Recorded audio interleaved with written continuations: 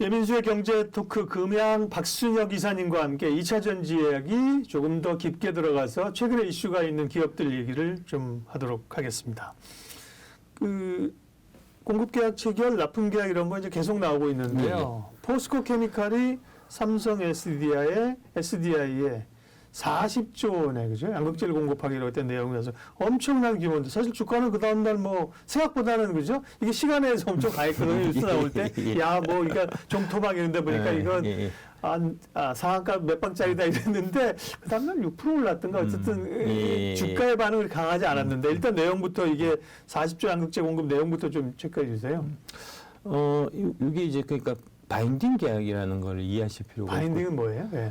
그러니까 구속력이 있는 계약입니다. 그러니까 이제, 일단 요게 계약 자체가 이 금액에 대한 계약은 아니고, 네. ton수에 대한 계약입니다. 물량이군요. 물량. 네. 예, 그러니까 10년 동안 60만 톤의 양극재를 삼성 SDI가 포스코 케미칼로부터 의무적으로 사가야 되는 그런 형태의 계약이에요.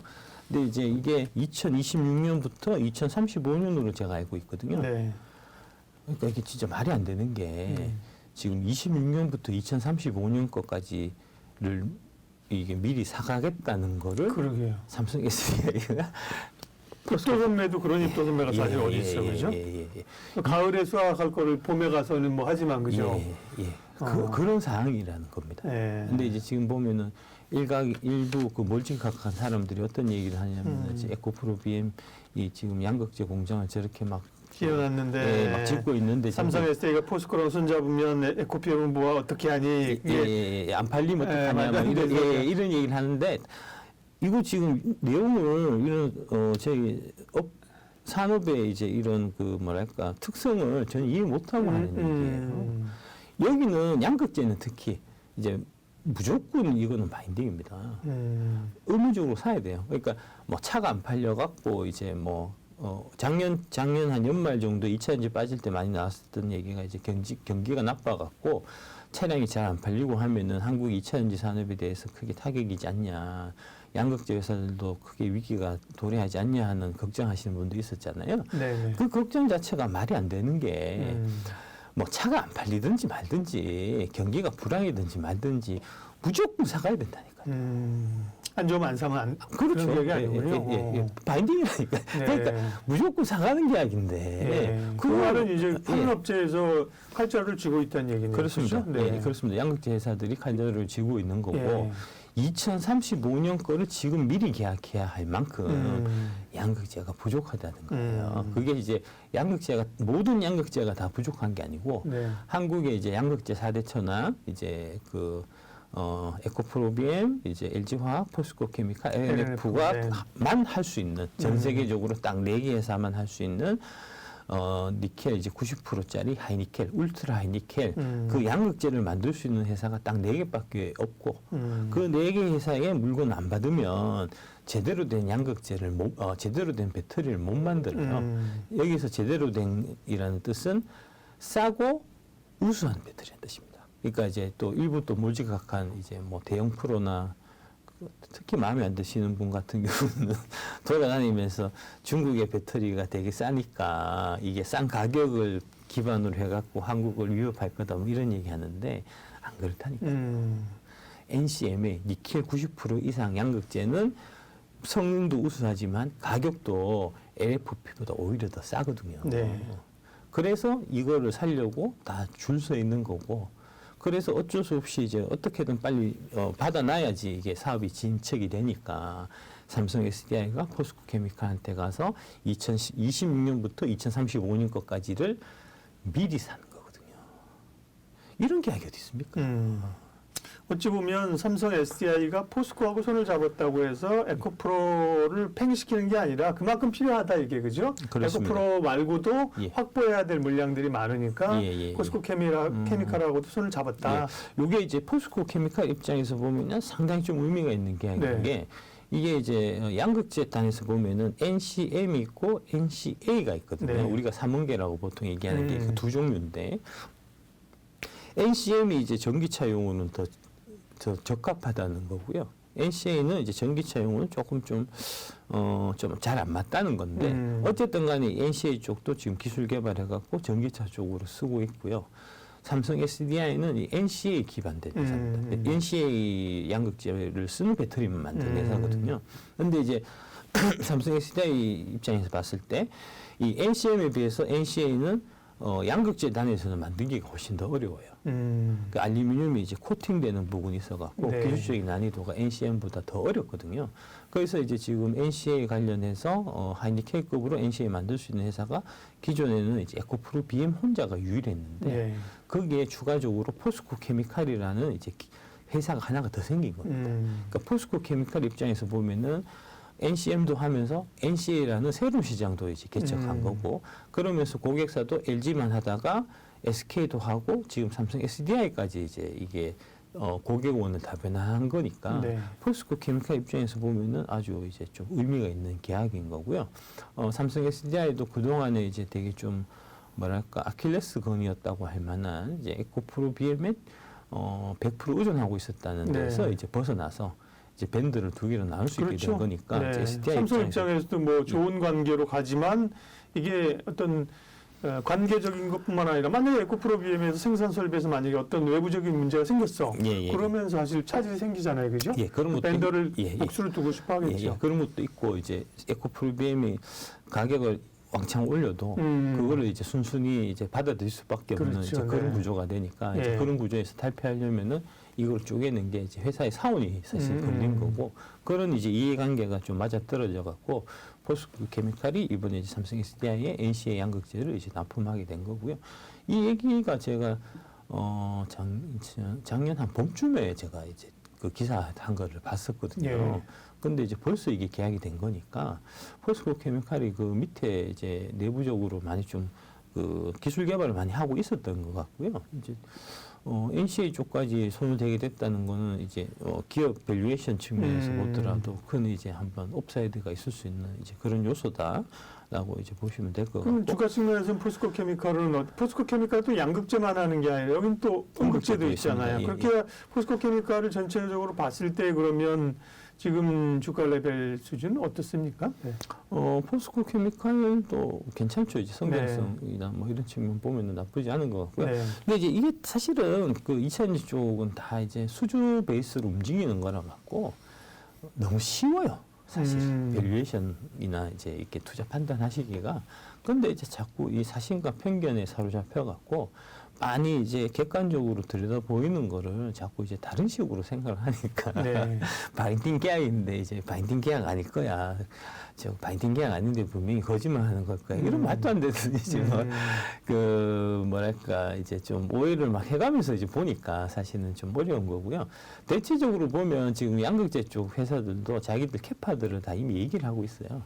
에코프로 BM이 26년인가 27년 기준에서 보면은 한 70만 톤 캐파고요. 요번에 이제 아까 그 40조 원인데 이게 네. 좀 보면 연간 4조 원이잖아요. 네. 그러니까 40조 원인데 이제 그 Q 기준으로 보면 60만 톤이거든요. 결국에서 보면은 그러면은 만 톤당 한 7천억 정도 된다. 지금 시세가 이제 그렇게 보시면 되는 거니까 아까 이제 2027년인가 26년 27년 무렵으로 해서 에코프로 BM이 캐파 발표한 게 이제 70만 톤이거든요.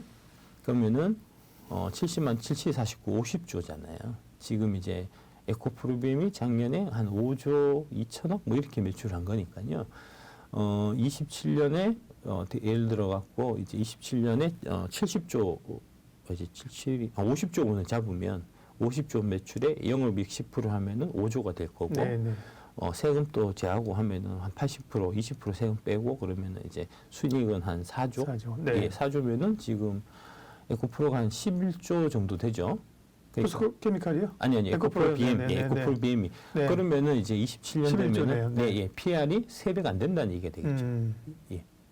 그러니까 이제 30배는 돼야 될 거 아닙니까? 그러니까 10배 올라간다는 얘기고요. 이제 역으로 얘기하면.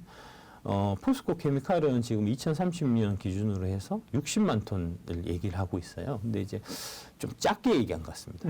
완벽하게 메이드 된 것만 사실 얘기하는 것 같고요. 60만 톤 일리는 제가 봐서는 없을 것 같고요. 아마 100만 더 크다. 더 클 겁니다. 예. 그다음에 LG화학은 40만 톤을 얘기하고 있는데 그것도 이제 메이드된 것만 얘기하는 것 같고 LNF가 한 30만 ton 정도 이제 얘기하고 있는 거니까 이제 양극재 업체들의 지금 현재 업계에서 이제 위상을 좀 그걸 통해서도 이제 파악할 수 있을 거고요. 네. 그러니까 에코프로비엠이 제일 탑이고 그다음에 이제 포스코 케미칼, LG화학, LNF 이런 순으로 이제 캐파만 보더라도 이제 자연스럽게 나오는 거니까 네. 더 길게 얘기할 이유가 사실 없어요. 그러네요. 거의 뭐 양극재에서 새로운 걸 확 만들어내지 않는 이상 그러네요. 예. 네. 포스코 케미칼이 삼성 SDI에 40조 원 양극재 공급 얘기를 하고 있으니까 그러면 이제 삼성 SDI 측면에서 좀 보죠. SDI는 그동안에 좀 소극적이었다? 네. 소극적인 거 아닙니다. 그렇게 우리가 알고 있었는데. 네. 그건 절대 그렇게 얘기하면 아니 수주 받아갖고 움직이는데 소극적 이렇게 뭐 있습니까? 상한되잖아요. 네. 근데 뭐가 소극적입니까? 주문을 못 받은 거죠. 주문이 없었던 거죠.